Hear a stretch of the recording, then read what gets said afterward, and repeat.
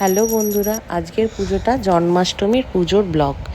আমি আমার ঘরের গোপাল মানে আমার তোজোকে সুন্দর করে সাজানোর চেষ্টা করেছি, আর আমার ঘরের পুজোরও চেষ্টা করেছি। আমি আমার গোপালের জন্য একটু ঘরে ভাজা মালপো নিজের হাতে বানানো, আর সুজির পায়েস, লুচি, 3 রকম ভাজা, ছোলার ডাল, এগুলো আমি সব করে রেখেছিলাম। দেখতেই পাচ্ছ তোজোকে আমি সাজানোর চেষ্টা করছি।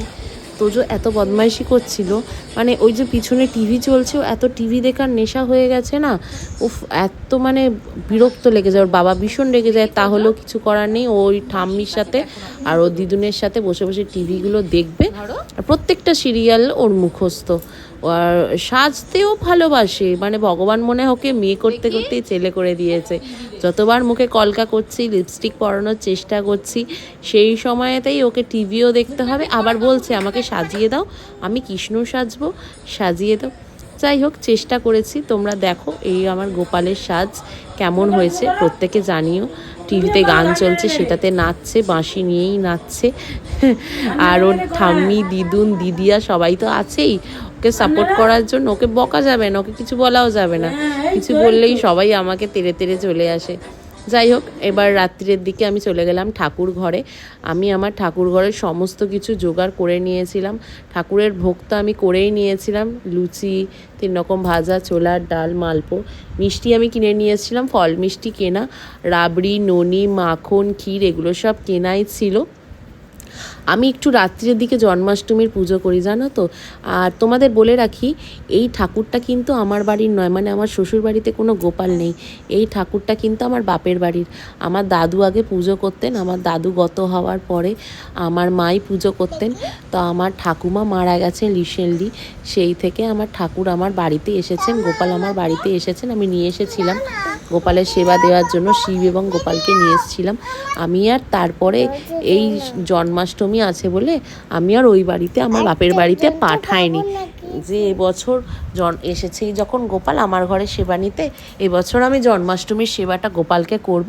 তারপর তোমার বাড়ির ঠাকুর আমি তোমাকে পাঠিয়ে দেবো। শ্রাবণ মাসে শিবের সেবাও আমি দিয়েছি, আর জন্মাষ্টমী এবং আমার এই মাসটা তো ছেলের জন্ম মাস, সেই জন্য আমি আরই গোপালকে পাঠাইনি। বলো না, গোপালও তো একটা ছোট সন্তানের মতো।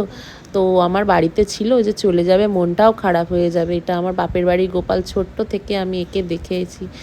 হ্যাঁ, তো এই পুজোটা আমাদের বাড়িতে দেখলাম একটু রাত্রি করেই করে, কারণ অষ্টমী পড়ে গেলেও, জন্মাষ্টমী সকাল 8:30টায় পড়ে গেলেও আমাদের রোহিণী নক্ষত্র দেখে পুজোটা হয়। সেই রোহিণী নক্ষত্র পড়া হয়েছিল 9:25 রাত্রির বেলা, তাই রাত্রি 9:25 পরই আমি পুজো শুরু করেছিলাম। ভালো করে গোপালকে স্নান করিয়ে আমি ড্রেস পরিয়ে দিলাম তাকে, সমস্ত মুটুক টুটুক যা থাকে সব কিছু। ছোট্ট তো, গোপালটা ভীষণ ছোট্ট, তাই তাকে সাজিয়ে দিয়েছিলাম।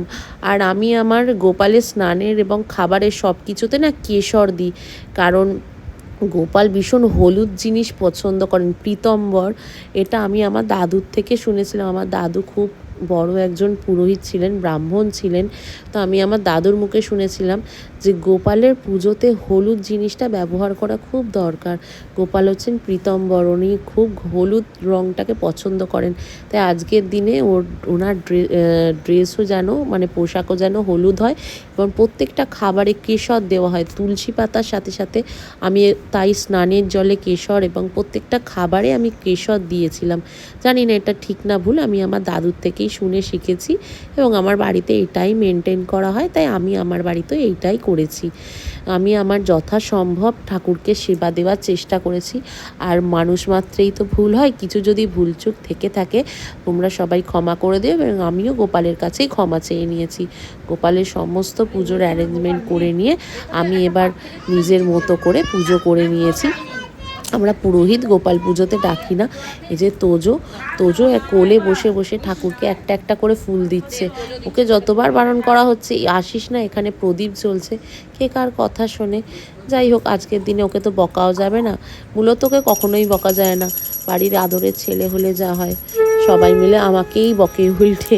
হ্যাঁ, তো ও একটা বদমাইশি করছিল কি, ঠাকুরের পাত থেকে খালি খাবার তুলে তুলে নিচ্ছিল। আর কখনো রাত্রেও ফল খায় না, জানি না কেন হঠাৎ করেই কালকে ঠাকুরের পাত থেকে ও কলাটা তুলে নিয়ে চলে গেল একবার, আর একটা কলা ছিল সেটাও তুলে নিয়ে চলে গেল, বলে আমি এখনই খাবো। লুচি তুলে নিয়ে পুরোটা খেলো না, লুচিটা কিছুটা খেয়ে দিয়ে দিল, কিন্তু কলাটা খেয়েছে। তো আমার শাশুড়ি ওটাই বলছে যে বাচ্চাদের মধ্যেই ভগবান থাকে, ও যে তুলে খাবারটা খেলো, জানবি তোর পুজো সার্থক হলো, গোপাল তোর ভোগ ভোগ গ্রহণ করলো। কখনোই ওকে আমরা রাত্রে ফল দিই না, ফল থাকলেও খায় না, হঠাৎ করেই কেন জানি না কালো কলাটা দেখে বললো আমি খাবো। তো তোমরা দেখতেই পাবে ভিডিও, তো কলাটাকে তুলে নিয়ে পাত থেকে কলাটাকে তুলে নিয়ে চলে যাবে। তো ঠাম্মা বললো কিছু বলিস না, আজ ও আমাদের গোপাল, ও নারায়ণ, ও খেলেই আমাদের খাওয়া। আমি গোপাল পুজোর পরও আমার বাড়িতেও আমি এটাই করতাম, গোপাল পুজোর পর আমি একটা যে কোনো বাচ্চাকে খাইয়ে তারপরই আমরা উপোস ভঙ্গ করতাম। আমরা নির্জলা উপোস করি, গোপালের পুজো দিই, তো আমরা একটা বাচ্চাকে দিয়েই তারপর করি। এই যে আমরা গোপালের আরতি করে নিচ্ছিলাম, তোজোর কীর্তিটা দেখলে তো, ও নিজে নিজেই তাপ নিচ্ছে, আগুনকেও মানে একটু ভয় ডরও কিচ্ছু নেই। এই দেখো ও কলাটা নিয়ে প্রসাদ থেকে তুলে নিয়ে চলে গেল, গিয়ে ওর ঠাম্মাকে বলে কলা দাও, কলা। তো চাকগে, আমরাও এটাই বিশ্বাস করি, ও তো ছোটো, ওই গোপাল, ওর মধ্যেই গোপাল বিরাজ করছেন। তোমরা কে কীরকম পুজো করলে সেটা জানিও। হ্যাঁ, আমি আমার মতো করে পুজো করার চেষ্টা করেছি, যদি কোনো ভুলচুক হয়ে থাকে প্রত্যেকে ক্ষমা করে দিও।